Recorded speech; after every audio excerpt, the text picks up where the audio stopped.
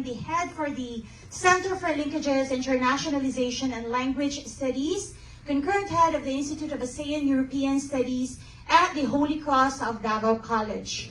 So, I would like to, before I begin, I would like to thank Dr. Tita Thelma Gekulea for inviting me to share about our very young Erasmus Plus journey at the Holy Cross of Davao College.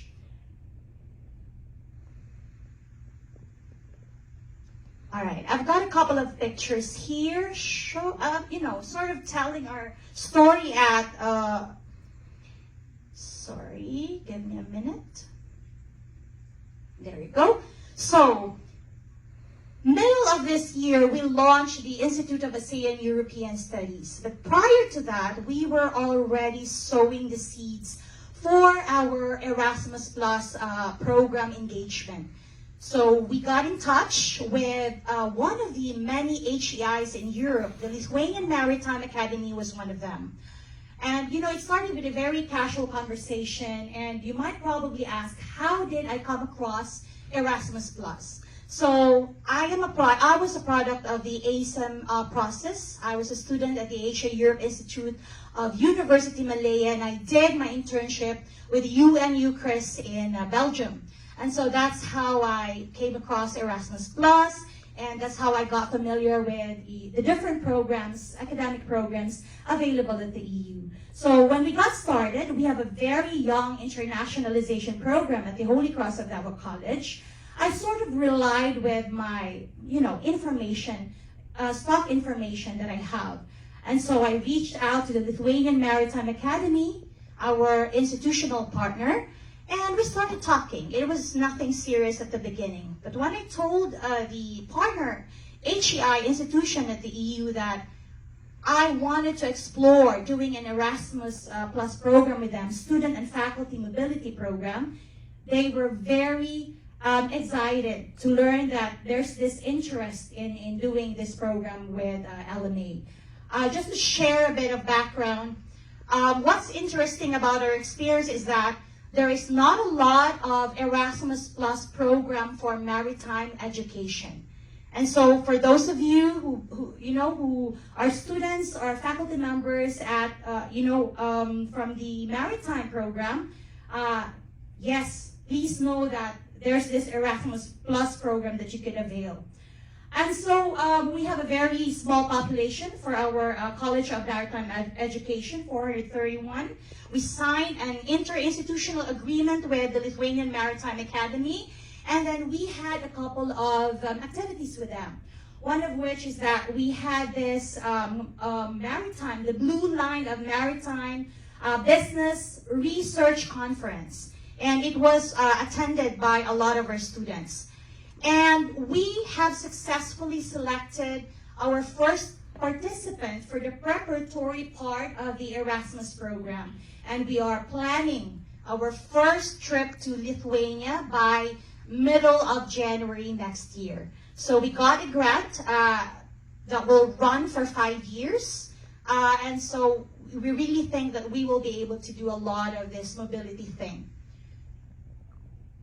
All right, so, well, I would like to share a couple of things that were helpful for us in the hope that, these things might prove helpful for you. So first there, do your research. A lot of our questions are actually easily, you could easily find the answers to most of the questions online. The EU is very fond of, facts and answer sheets. They're online, so do your research. Find what's compatible for the program that you're looking at. If you type in Maritime Academies, Maritime Education, in the EU, you will be given a lot of, list, a lot of schools that's doing this program. Second, be strategic and intentional. This is at least our approach at the Holy Cross of Davao College. We weren't after the numbers of agreements or MOUs, but we were actually very mindful about the types of relationships that we enter into. And so when we were looking for partners, it wasn't just anybody or any of the institutions, but we targeted good institutions. Give the partner the opportunity to actually speak about their desires. So most of the time, we tend to come into the negotiation table and speak a lot about our expectations, our desires, without really paying attention to what the partner actually wants. So I guess it would really help, to come into the negotiation table and, be ready to listen. Because when I start talking about the usual webinars and seminars and trainings, the answer from the other party was like, all right, we will be happy to do a mobility program with you. And that made things a lot easier for me, actually. Third, open lines for communication. So I guess to be consistent in terms of communicating with a partner is very important. If you don't answer back, if you don't reply fast, I think that, sort of create a cold atmosphere in the relationship, and then, of course, we know what will happen. The partner will likely lose interest. So keep the communication lines open, be proactive. And then I guess the next important point here is familiarize yourself with the program. What we did initially is that we read a lot regarding the Erasmus Plus program. There's the implementation guidelines, the facts and everything. As an Erasmus Plus coordinator, it was my job to be very familiar about the program. So I guess it would also help even the students if they understand how things work with the program. Don't be afraid to take the initiative. So it is a partnership. It is not a one-sided relationship. So, we are not only as a partner country, as a partner institution from a partner country, we are not only at the receiving end of the partnership. We can do a lot for the partnership. So I guess these are the major points that I wanted to share. And if you have questions for me, just ask away.